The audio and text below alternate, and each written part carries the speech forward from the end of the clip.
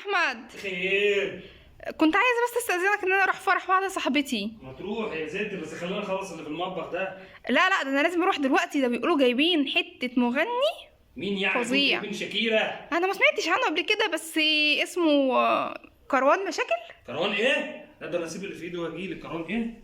كروان مين يا ماما؟ كروان مشاكل؟ كروان مشاكل. كنت عارفه مين كروان مشاكل ده؟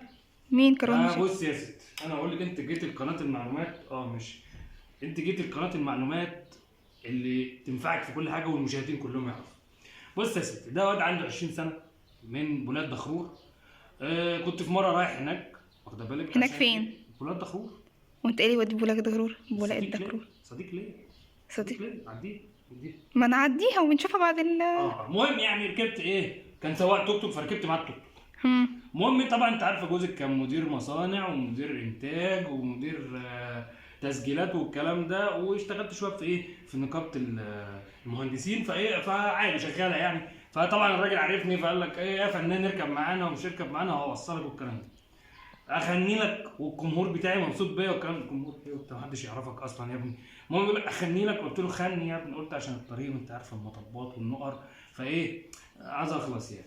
جاي يقول لي الناس كلها عارفه ان الناس بتغني مصري، شعبي، هندي، اسباني، انجليزي، واخد بالك؟ ده بيقول لك انا اغني حنطي. ايه حنطك ده؟ مش عارف، بس قلت له اي حاجه. ممكن تكون حاجه من التراث الفرعوني ولا حاجه؟ ممكن. فغنى اي كلام، وطبعا صوته يقرف الكلبه العوره، بس ماشي. وصلت وبتاع ومش عارف مين، ايه رايك يا فنان؟ قلت له صوتك يقرف التنين، ما تغنيش تاني. المهم سلك طبعا السلوك اللي انت عارفاه بتاع الناس، خش في التيك توك ومش تيك توك والسوشيال ميديا والكلام ده. فطبعا يعني قال لك اخش في الحته دي والكلام ده. والناس مشكلتها ان هي اللي شهرت الناس دي.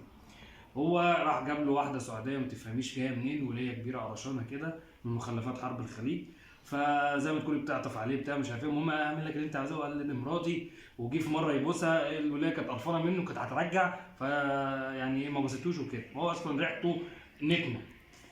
وقال لك دي مراتي وهطلع في الجمهور. وراح دلوقتي لواحد اسمه حسن الزعبلاوي بين قوسين، ده فاكراه اللي هو كان في بوحه. ايوه.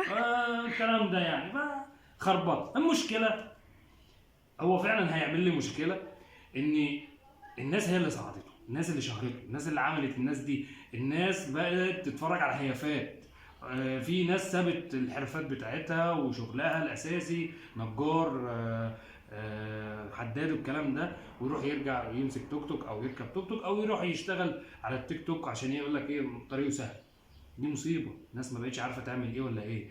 وللاسف ان الناس بدات تتابع السوشيال ميديا، والسوشيال ميديا هي برضه معظم الحاجات بتخرب العقول. بس مش كل حاجه، ما في ناس كتير كويسه. انا معاكي، بس هاتيلي واحد مثقف ومتعلم او واحده متعلمه ومثقفه تقبل ان ابنها وبنتها يبقى ده مثلهم الاعلى. مش هتلاقي. بس في ناس فعلا في التيك توك بتعمل حاجات كويسه، في ناس في اليوتيوب بتعمل حاجات كويسه.